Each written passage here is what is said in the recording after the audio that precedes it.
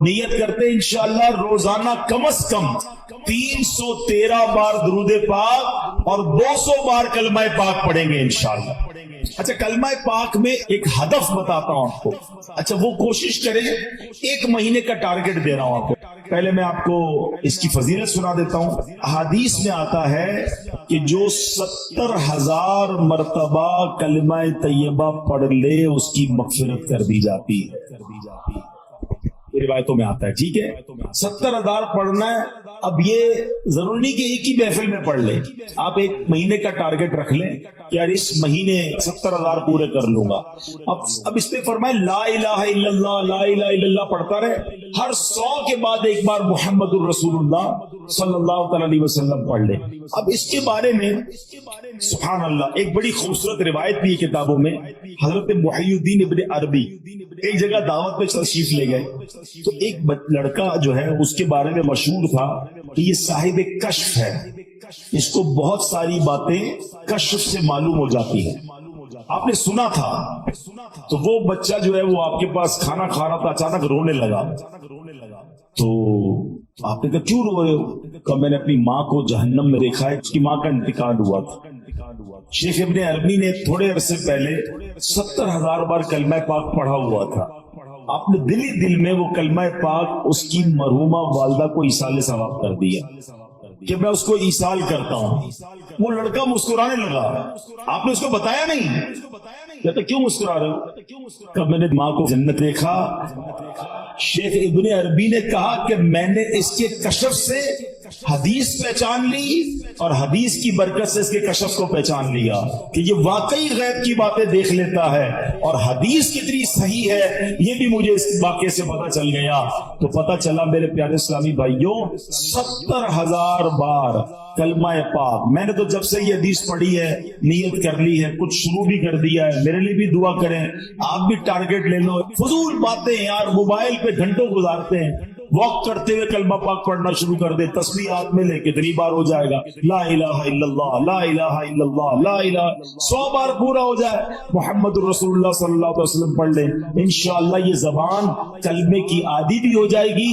اچھا پھر ضروری تھوڑی ایک بار 70,000 پڑھیں، اللہ توفیق دے، کیونکہ جب آپ پڑھو گے نا 70,000 بار کہ دل جگمگ کرنے لگ جائے، کلمے سے محبت ہو جائے گی اور پڑھنے کو جی چاہے گا۔ کبھی کہنا یار چلو امی کے نام پہ 70,000، کبھی کہنا ابو کے نام پہ 70,000۔ اتنے تحفے دیے امی ابو نے، اور خاص طور پہ جن کے ماں باپ چلے گئے ان کے لیے تو زیادہ اچھی نیت کریں گے، تو امی ابو کے نام پر جو ہے وہ ہم پڑھیں۔ پھر اللہ پاک توفیق دے تو پیر صاحب کے نام پہ پڑھ لے، چلو ان کے ایصال ثواب کے لیے، غوث پاک کے ایصال ثواب کے لیے، تو انشاءاللہ بزرگوں کے ایصال ثواب کے لیے پڑھتے رہیں گے، کلمہ پاک کا ثواب تو ملے گا، بزرگوں کا فیضان بھی مل جائے گا انشاءاللہ۔ تو پڑھیں گے انشاءاللہ، چلو 3 بار مل کر پڑھ لیتے، لا الہ الا اللہ محمد الرسول اللہ، لا الہ الا اللہ محمد الرسول اللہ، لا الہ الا اللہ محمد الرسول اللہ۔ افضل ترین وظیفہ، جی ہاں آج اس پر بات کریں گے، اور وہ کتنا اہم ہے ہماری زندگی میں، ہمارے ایمان کے لیے، وہ بھی انشاءاللہ پتہ چل جائے گا۔ صحابی رسول حضرت شداد بن اوس رضی اللہ تعالی فرماتے ہیں کہ ہم صحابہ کرام علیہ رضوان اللہ پاک کے آخری نبی رسول ہاشمی صلی اللہ تعالی علیہ وسلم کی خدمت میں حاضر تھے۔ آپ علیہ الصلوۃ والسلام نے ہم سے پوچھا حل فیکم غریب، کیا کوئی تم میں اجنبی تو نہیں بیٹھا؟ صحابہ کرام نے کہا نہیں حضور ہم سارے مسلمان ہی ہیں اور کوئی غیر نہیں ہے۔ تو نبی پاک علیہ الصلوۃ والسلام نے فرمایا اچھا ایسا کرو دروازے بند کر دو۔ صحابہ نے دروازے بند کر دیے۔ اب آپ علیہ الصلوۃ والسلام نے فرمایا ارفعوا ایدیکم وقولوا لا الہ الا اللہ، ہاتھ اوپر اٹھا لو اور لا الہ الا اللہ پڑھنا شروع کر دو۔ حضرت شداد بن اوس کہتے ہیں ہم سب نے ہاتھ اوپر اٹھائے اور کلمہ پاک پڑھنا شروع کر دیا۔ कुछ देर इसी तरह हम जिक्र करते रहे, नबी पाक जिक्र करवाते रहे, और उसके बाद मालिक के जन्नत कासिम नेमत सल्लल्लाहु तआला अलैहि वसल्लम ने खुशखबरी सुनाते हुए फरमाया, अबशिरू फइन्नल्लाह कद गफर लकुम, तुम्हें बशारत हो कि बेशक अल्लाह पाक ने तुम्हें बख्श दिया है। मजीद आप अलैहिस्सलाम ने यह भी फरमाया कि अल्हम्दुलिल्लाह, ए अल्लाह पाक तूने मुझे ये पाकीज़ा कलमा देकर भेजा, इसे पढ़ने का हुक्म दिया और उस पर जन्नत का वादा भी फरमाया, बेशक तू अपने वादे के खिलाफ नहीं करता। ये मुबारक कलमा सच्चे दिल से पढ़ने की बरकत से गैर मुस्लिम के सब गुनाह धुल जाते हैं और वो जन्नत का हकदार बन जाता है। हिलियतुल औलिया में है, दो आलम के मालिक व मुख्तार मक्की मदनी सरकार सल्लल्लाहु तआला अलैहि वसल्लम ने फरमाया, अल्लाह पाक इरशाद फरमाता है, बेशक मैं ही अल्लाह हूँ, मेरे सिवा कोई इबादत के लायक नहीं, बस ए लोगों मेरी ही इबादत करो।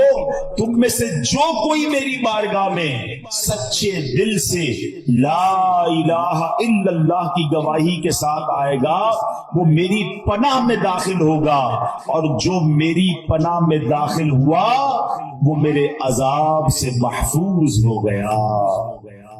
क्या बात है, सुभान अल्लाह। कलमा तैयबा के मुख्तलिफ नाम हैं, याद रखिएगा। ला इलाहा इल्लल्लाह मुहम्मदुर रसूल, मिलकर पढ़ ले, ला इलाहा इल्लल्लाह मुहम्मदुर रसूलुल्लाह सल्लल्लाहु अलैहि वसल्लम। इसके बहुत सारे नाम हैं। इसका एक नाम कलमा तौहीद भी है, कलमा इखलास भी है, इसे कलमा एहसान भी कहते हैं, इसे कलमतुत तक़वा भी कहते हैं। इस मुबारक कलमे का एक नाम कलमा साबिता, यानी साबित शुदा कलमा, पक्का कलमा, नाम मिटने वाला कलमा, हमेशा रहने वाला कलमा भी है। सुभान अल्लाह, इतने हदीस और इतने फजाइल हैं इसके बारे में। सहाबी रसूल हजरत अबू हुरैरा रज़ियल्लाहु तआला अन्हु फरमाते हैं, मैंने अल्लाह पाक के आखिरी नबी रसूल हाशमी सल्लल्लाहु तआला अलैहि वसल्लम की खिदमत में अर्ज की, ये बुखारी शरीफ की हदीस है कि या रसूल अल्लाह सल्लल्लाहु तआला अलैहि वसल्लम, क़यामत के दिन आपकी शफाअत से हिस्सा पाने वाले खुश नसीब लोग कौन होंगे? फरमाया, ए अबू हुरैरा, मेरा गुमान यही था कि तुमसे पहले मुझसे कोई ये बात नहीं पूछेगा। नबी पाक को ये भी पता था सवाल कौन पूछेगा मुझसे। फरमाया, क्योंकि मैं हदीस सुनने के मामले में तुम्हारी हिर्स को जानता हूँ। फिर फरमाया, ए अबू हुरैरा, कयामत के दिन मेरी शफाअत पाने वाला खुशनसीब वो होगा जो सच्चे दिल से ला इलाहा इल्लल्लाह कहेगा। एक बार फिर पढ़ ले, ला इलाहा इल्लल्लाह मुहम्मदुर रसूलुल्लाह सल्लल्लाहु तआला अलैहि वसल्लम। हजरत उस्मान बिन मालिक रज़ियल्लाहु तआला से रिवायत है, रसूल रहमत शफी उम्मत सल्लल्लाहु तआला अलैहि वसल्लम ने फरमाया, जो बंदा सिर्फ और सिर्फ अल्लाह पाक की रिजा की खातिर ला इलाहा इल्लल्लाह कहे, बेशक अल्लाह पाक उस पर दोज़ख हराम फरमा देता। एक बार फिर पढ़ ले, ला इलाहा इल्लल्लाह मुहम्मदुर रसूलुल्लाह सल्लल्लाहु अलैहि वसल्लम।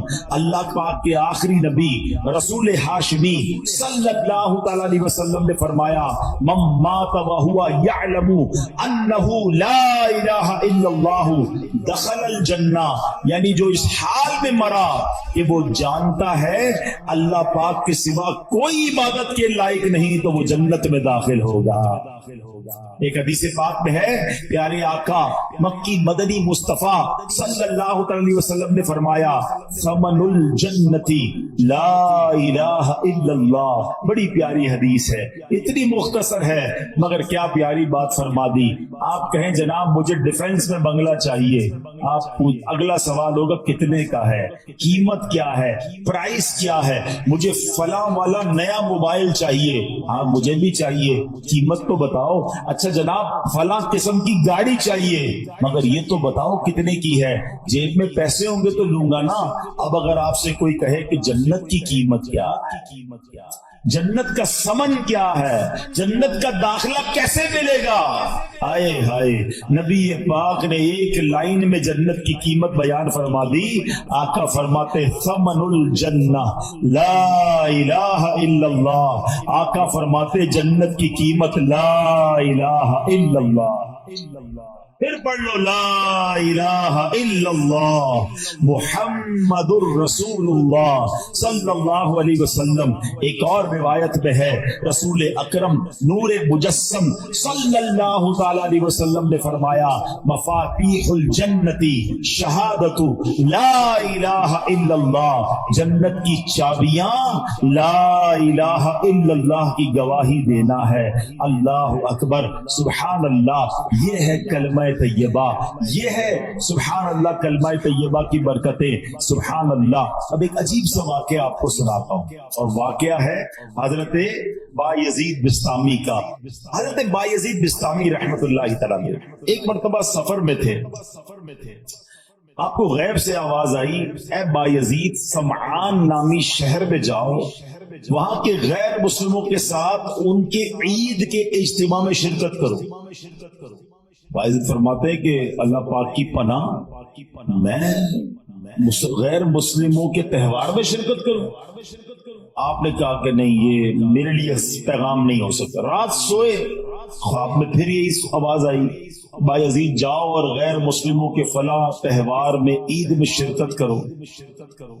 پھر یہ کہتے میں اٹھ گیا, خواب سے کانپنے لگا, سوچ رہا تھا کہ یہ کس کی آواز ہے, مجھے کون پیغام دے رہا ہے, کہیں شیطان کی طرف سے تو نہیں. کہ میں بیدار تھا تو جاگتے میں آواز آئی اے بایزید ڈرنے کی ضرورت نہیں, تم میرے فرما بردار ہو, مگر غیر مسلموں والا لباس پہنو, ان کے اجتماع میں جاؤ, ایک راز ہے اس میں. اب حضرت بایزید اللہ کے برگزیدہ بندوں میں سے اب سمجھ گئے کہ یہ شیطان کی طرف سے آواز نہیں ہے, یہ رحمان کی طرف سے پیغام. آپ نے لباس پہنا اور آپ چلے گئے غیر مسلموں کے تہوار میں. اب سارے بہت بڑا میدان, بہت بڑا میلہ, سب لوگ اپنے سب سے بڑے عالم کے انتظار میں بیٹھے ہیں. کچھ دیر بعد ان کا عالم آیا, سب لوگ بیٹھ گئے, اس نے تقریر کرنی تھی, مگر جیسی وہ عالم تقریر کرنے کھڑا ہوا نا, وہ کپ کپانے لگا, وہ لرزنے لگا, اور وہ کہتا ہے کہ لوگوں نے کہا اے سردار آپ تقریر شروع کیجئے. تو کہتا ہے کہ تو ہمارے اجتماع میں ایک محمدی بیٹھا, ایک اللہ کے آخری نبی کا امتی بیٹھا ہے, اور وہ تمہارے دین کا امتحان لینے آیا ہوا ہے, اس لیے میری آواز ہی نہیں نکل رہی ہے. پھر اس نے بلند آواز سے کہا اے محمدی, اے اللہ کے آخری نبی کے امتی کھڑے ہو جاؤ. حضرت بایزید بسطامی کھڑے ہو گئے. تو اس عالم کہتا میں تم سے کچھ سوال کروں گا, تم نے جواب دیا تو اس کے بعد ہم ساری باتیں تمہاری مانیں گے, اور اگر تم جواب نہ دے سکے تو ہم تمہیں قتل کر دیں گے. تو بایزید بسطامی تو ولیوں کے سردار تھے, آپ نے کہا پوچھو جو پوچھنا ہے. اس غیر مسلم نے بھرے مجمع میں 61 سوال کیے, 61 کوسچن کیے حضرت بایزید بسطامی سے. حضرت بایزید بسطامی نے سب کے سب ٹھیک جواب ارشاد فرما دیے. حضرت بایزید بسطامی نے اسے سوال کیا, تم نے کر لیے سوال, اب میں سوال کرتا ہوں, بتاؤ آسمانوں اور جنت کی چابی کیا ہے. تو جو غیر مسلموں کا عالم تھا نا, وہ کہتا ہے آسمانوں اور جنت کی چابی کلمہ طیبہ لا الہ الا اللہ محمد الرسول اللہ ہے. اللہ پاک نے اس کی زبان پر حق جاری کر دیا. اب اپنے اتنے بڑے عالم کی آواز سن کر, اس کا جواب سن کر, اس میدان میں ہزاروں غیر مسلم تھے, سب کے سب کلمہ پڑھ کر مسلمان ہو. آیت ہے رسول ذیشان مکی مدنی سلطان علیہ الصلوۃ والسلام نے فرمایا جس نے اخلاص کے ساتھ لا الہ الا اللہ کہا وہ جنت میں داخل ہوگا. صحابہ کرام نے عرض کی یا رسول اللہ صلی اللہ علیہ وسلم کلمہ طیبہ کا اخلاص کیا ہے؟ فرمایا یہ کہ بندہ اللہ پاک کی حرام کردہ چیزوں سے بچتا رہے. اب ایسا نہیں صرف لا الہ الا اللہ پڑھتا رہے بھائی جنت میں چلے جائیں گے. ایک مرتبہ وہاب بن منبہ رحمت اللہ تعالی کی خدمت میں عرض کیا گیا کیا کلمہ طیبہ جنت کی چابی نہیں ہے؟ فرمایا کیوں نہیں ہے؟ بالکل ہے. لیکن ہر چابی کے دندانے ہوتے نا ہیں. اگر تم ان دندانوں کے بغیر تالا کھولنا چاہو گے تو تالا نہیں کھلے گا. سبحان اللہ, کتنی پیاری مثال دے دی کہ کلمہ طیبہ جنت کی چابی ہے, مگر اس کے دندانے کیا ہیں؟ نماز ہے, روزہ ہے, حج ہے, زکوٰۃ ہے. جو فرائض ہیں وہ اس کے تالے کی چابی کے دندانے ہیں. تو گویا کلمہ بھی پڑھنا ہے, نماز بھی پڑھنی ہے, روزے بھی رکھنے ہیں, فرض ہو جائے تو حج بھی کرنا ہے. چلو حج کے بارے میں بھی تھوڑی سی بات کر لوں.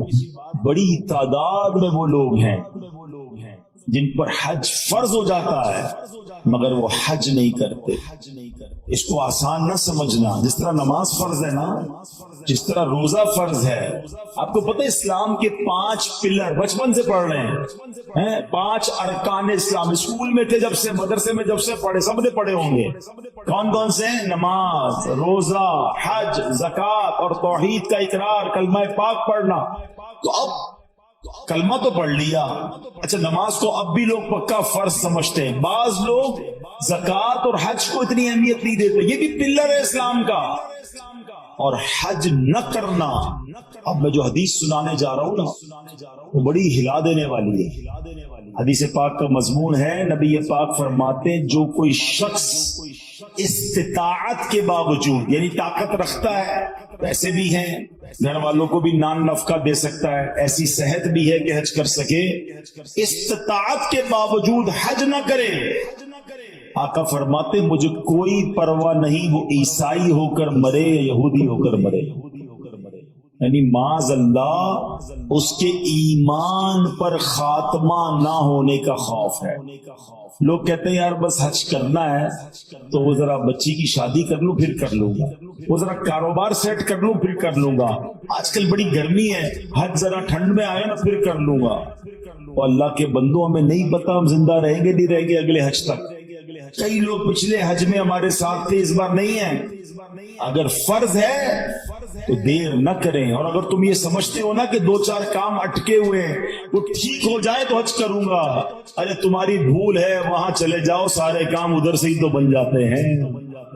بگڑے ہوئے بنتے ہیں سب کام مدینے میں, مٹتے ہیں جہاں بھر کے آلام مدینے میں. مشکل میں ہو تو جاؤ نا آقا کی دربار میں. اور لوگ کہتے حج کے پیسے تو ہیں مگر اس سے زیادہ نہیں ہیں, وہ کم ہو جائیں گے. بھول ہے تمہاری. حدیث پاک سناتا ہوں جس کا مضمون ہے حج کرو غنی ہو جاؤ گے.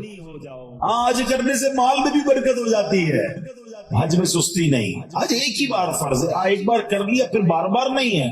لیکن جس نے ایک بار بھی نہیں کیا, اچھا ایک اور عجیب فینومنا, عمرے کرتے رہتے ہیں, ہر سال عمرہ کرتے, حج نہیں کیا. ارے بھائی تم 100 عمرے کر لو, تمہارا فرض ادا نہیں ہوا ہے. کوئی 100 نفل پڑھے اور فرض نہ پڑھے تو کیا ہوگا؟ فرض ادا ہو جائے گا؟ نہیں ہوگا نا, فرض کرنا پڑے گا نا. بالکل اسی طرح حج کرنا پڑے گا. اور میں آپ کو سچ بتاؤں, کسی عاشق رسول کے ساتھ حج کر لیا نا پھر حج کی بار بار کیے بغیر چین آئے گا نہیں. حج کا مزہ بھی اور ہے, حج کا لطف ہی اور ہے. عرفات کا میدان, مزدلفہ کی راتیں, مینا کی بہاریں. آؤ اللہ سے دعا کرتے ہیں اللہ کلمہ پاک کی برکت سے اسی سال ہم سب کو حج نصیب فرما دے. اے اللہ تیرے خزانوں میں کمی نہیں, ہمیں اسی سال تیرے گھر آ کر لبیک پڑھنا بھی نصیب فرما دے. میرے رب کے خزانوں میں کمی نہیں ہے, لیکن حج کرنے کی پکی نیت رکھو. اور اگر حج فرض ہو گیا تو اس کی تاخیر نہ کریں. تو پتہ چلا کلمہ جو ہے وہ جنت کی چابی تو ہے, لیکن جناب والا اس کے دندانے بھی ہیں. اور اس کے دندانے کیا ہیں؟ اس کے دندانے یہ ہیں کہ نماز پڑھے, روزہ رکھے, اور حج فرض ہو تو حج ادا کرے, زکوٰۃ کی شرائط پائے جائے تو زکوٰۃ دے. پھر دیکھیں انشاءاللہ یہ جنت کی چابی کیسے کام کرتی ہے. حضرت نوح علیہ السلام نے ایک بار اپنے بیٹے کو کمال کی نصیحت فرمائی. حضرت نوح علیہ السلام کا آخری وقت آ گیا.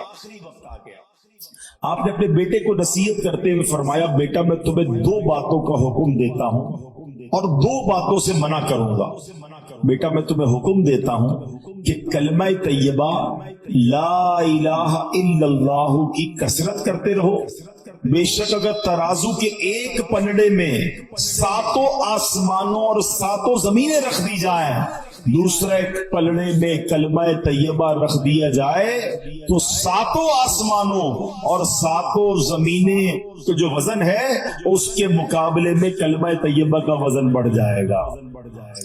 دوسری نصیحت فرمائی، بیٹا سبحان اللہ و بحمدہ کی کثرت کیا کرو، بے شک یہ ہر چیز کی تسبیح ہے، اس کی برکت سے مخلوق کو روزی دی جاتی ہے۔ دوسرا وظیفہ کیا مل گیا؟ سبحان اللہ و بحمدہ، سبحان اللہ و بحمدہ، سبحان اللہ و بحمدہ۔ روزی میں کمال کا وظیفہ ہے، جس کی روزی میں پرابلم ہو روز صبح کم از کم 112 بار پڑھ لیا کرو۔ اب آئیے، فرماتے بیٹا میں تمہیں مزید 2 نصیحتیں کرتا ہوں، شرک اور تکبر سے بچتے رہنا۔ تو یہ 2 باتیں پازیٹو جو کرنے والی ہیں، 2 باتیں جن سے بچنا ہے، اس کو پکڑ لیجئے۔ کلمہ پاک اور سبحان اللہ و بحمدہ کا ذکر کرنا ہے، اور شرک اور تکبر سے بچنا ہے۔ یہ حضرت نوح علیہ السلام کی سبحان اللہ وصیت بھی ہے اور شاندار نصیحت بھی ہے۔ اور سبحان اللہ کلمہ پاک کی ایک اور فضیلت سنیں، عبداللہ ابن عباس فرماتے دن اور رات میں کل 24 گھنٹے ہیں، اور کلمہ طیبہ کے حروف بھی 24 ہی ہیں۔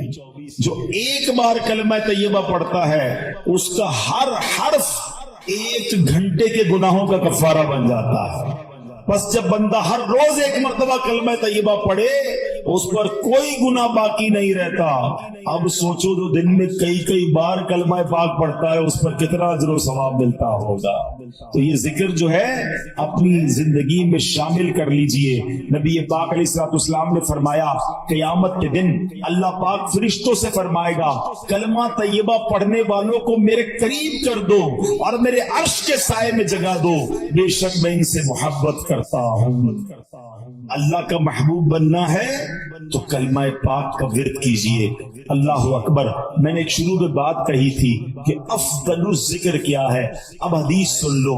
احمد مجتبی رسول خدا صلی اللہ تعالی علیہ وسلم نے فرمایا افضل الذکر لا الہ الا اللہ و افضل الدعاء الحمدللہ۔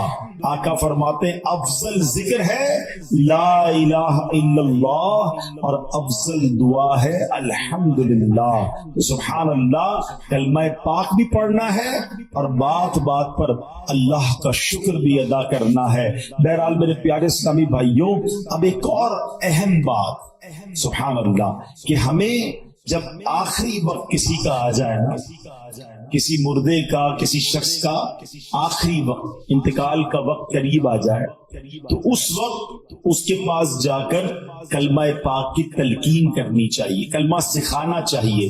نبی پاک کا فرمان لقنوا موتاکم لا الہ الا اللہ، اپنے مردوں کو لا الہ الا اللہ کی تلقین کرو، یعنی جو مرنے کے قریب ہو اسے کلمہ سکھاؤ، اس طرح کہ اس کے پاس بلند آواز سے کلمہ پڑھو۔ اب اس کا طریقہ بھی سمجھ لیں۔ بعض اوقات پتہ ہے کیا غلطی کرتے ہیں، کسی کا آخری وقت ہو اس کے پاس جا کر کہتے ہیں کلمہ پڑھو، لا الہ الا اللہ پڑھو، لا الہ الا اللہ محمد رسول اللہ پڑھو۔ یہ نہیں کرنا چاہیے، یہ بڑی اہم بات بتانے جا رہا ہوں۔ جو سکرات کا وقت ہوتا ہے نا، بڑی تکلیف میں ہوتا ہے بندہ، اس کو بڑی مشکل ہو رہی ہوتی ہے، خدا نہ خواستہ اس تکلیف میں اگر اب اس نے یہ کہہ دیا نا میں نہیں پڑھتا، میں کلمہ نہیں پڑھتا، تو کہیں ایسا نہ ہو اس کا خاتمہ برا ہو جائے۔ ہمیں کرنا پتہ ہے کیا، میں یہ نہیں کہتا کہ جو یہ کہہ دے میں نہیں پڑھتا اس کا خاتمہ برا ہوا، لیکن آپ کے دل میں تو بات رہ جائے گی نا یار اس نے منع کر دیا تھا کلمہ پڑھنے سے، تو یہ بات نہ کریں، بلکہ طریقہ صدر الشریعہ مفتی امجد علی اعظمی نے بحر شریعت میں لکھا نزا کی حالت میں جب تک روح گلے کو نہ آئی ہو مرنے والے کو تلقین کرے۔ کس طرح کریں؟ اس کے پاس جائیں اور بلند آواز سے خود کلمہ پڑھنا شروع کر دیں، اشہد ان لا الہ الا اللہ واشہد ان محمد رسول اللہ، پڑھتے رہیں۔ اب اس کو کہنے کا حکم نہ دیں، آپ پڑھتے رہیں تاکہ وہ سنے اور اس کو یاد آ جائے، اور جب اس بندے نے کلمہ پڑھ لیا نا آپ چپ ہو جائیں، اب کوئی اور بات نہ کرے، اس کا آخری جملہ نکل چکا ہے نا کلمہ، اب آپ خاموش ہو جائے۔ ہاں اگر کلمہ پڑھنے کے بعد اس سے پھر کوئی بات کر دی، اب دوبارہ آپ بلند آواز سے کلمہ پڑھنا شروع کر دیں۔ کوشش کریں کہ اس کا آخری کلام جو ہے وہ لا الہ الا اللہ محمد الرسول اللہ صلی اللہ تعالی علیہ وسلم ہو۔ اللہ مجھے اور آپ کو مرتے وقت بھی کلمہ نصیب فرمائے۔ کس کس کی تمنا ہے مرتے وقت کلمہ پڑھنا ہے؟ سبحان اللہ، سبحان اللہ۔ آج کل پڑھتے ہو؟ مرتے وقت سب کو پڑھنا ہے۔ روزانہ کتنی بار پڑھتے ہو؟ آج کا بیان نکال دیں، آج کے بیان میں تو ماشاءاللہ کئی بار ہم نے پڑھ لیا۔ آپ چوٹ کرنے کے لیے کہہ رہا ہوں، پچھلے ایک ہفتے میں کتنی بار کلمہ پڑھا؟ اپنے آپ کو جواب دینا، مجھے جواب مت دینا۔ تمنا کیا ہے کہ مرتے وقت کلمہ پڑھوں، آخری زبان پر کلمہ پاک ہو، زندگی میں نہیں پڑھنا ہے۔ کتنی فضیلتیں سن لی، افضل الذکر کہا گیا اس کو۔ اور ایک بات یاد رکھنا، مرتے وقت تو ویسے ہی پڑھنا مشکل ہوگا، ہاں زبان بھاری ہو جائے گی۔ آپ نے دیکھا بخار میں الفاظ نہیں نکلتے، سر میں درد ہو تو بات کرنے کو جی نہیں چاہتا، پیٹ میں درد ہو زیادہ بندے کی منہ سے بات ہی نہیں نکلتی ہے۔ ارے یہ پیٹ کا درد، سر کا درد، بخار کچھ نہیں ہے۔ اللہ عافیت رکھے، کتابوں میں لکھا موت کا ایک جھٹکا تلوار کے 1000 وار سے زیادہ سخت ہے۔ کیسے پڑھو گے کلمہ جب پوری زندگی نہیں پڑھتے تھے؟ یہ سوچنے والی بات ہے۔ ایک بزرگ کی بات مجھے ایسی دل پہ لگی ہے، یقین کرے کیا جملہ کہہ گئے۔ کہتے ہیں اپنی زبان کو کلمے کا عادی بناؤ تاکہ جس دن زبان بھاری ہو جائے اس دن تمہاری زبان سے کلمہ ادا ہو جائے۔ عادت ہوگی تو نکلے گا نا، عادت ہی نہیں ہے کلمہ پڑھنے کی، کئی دن گزر جاتے ہیں۔ ارے ہونا کیا چاہیے کہ میں صبح ایک تسبیح کلمہ پاک کی پڑھوں، شام ایک تسبیح کلمہ پاک کی پڑھوں، جب موقع ملے زبان سے لا الہ الا اللہ محمد الرسول اللہ نکلتا رہے۔ پڑھتے ہی نہیں ہیں۔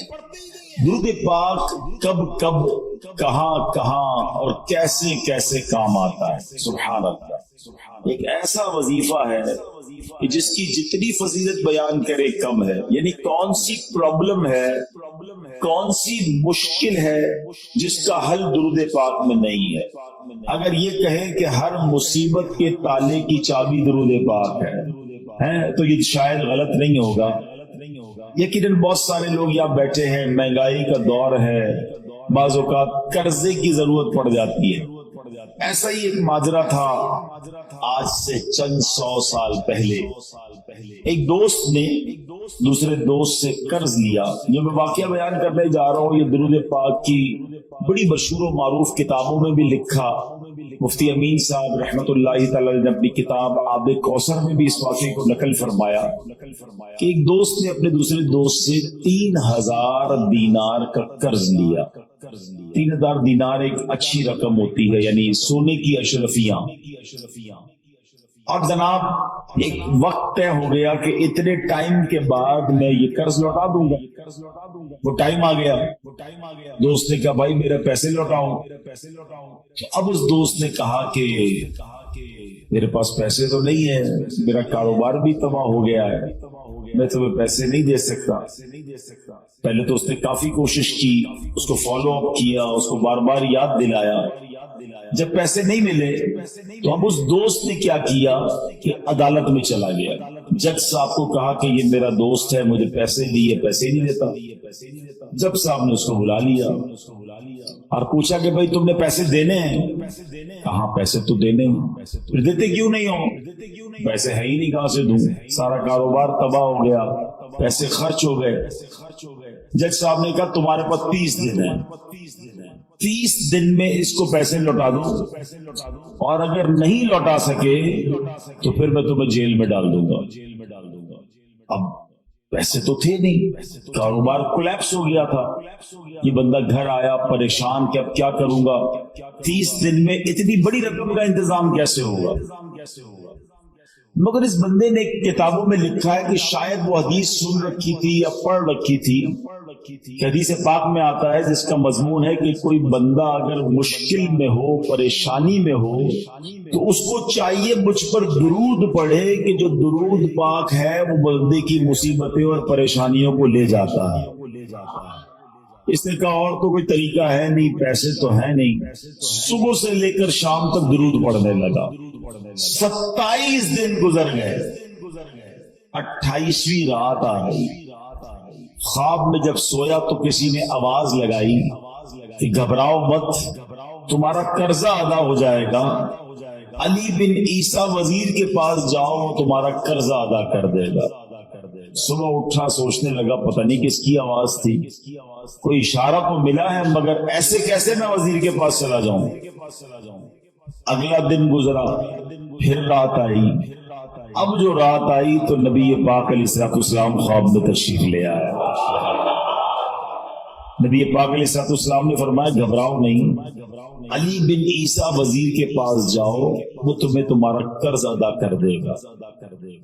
صبح اٹھا تو بہت خوش، آقا نے زیارت کروائی، نبی پاک نے راستہ بھی بتا دیا۔ اب دن کون سا آ چکا ہے؟ 29واں دن آ گیا ہے۔